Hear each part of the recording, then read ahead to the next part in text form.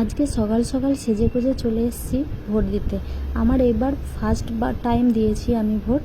খুব এক্সাইটমেন্ট ছিলাম, বাট দেখলাম ইজিভাবে ভোট দেওয়া হলো আর কোনো প্রবলেমও হয়নি। খুব ইজিভাবেই সবাই আনন্দের সাথে ভোট দিয়েছে। আর ভোট দেবো না তাই কখনো হয়? এত কিছু পাচ্ছি সরকারের কাছ থেকে, রাস্তাঘাট, বাড়িঘর, লক্ষ্মীর ভাণ্ডার।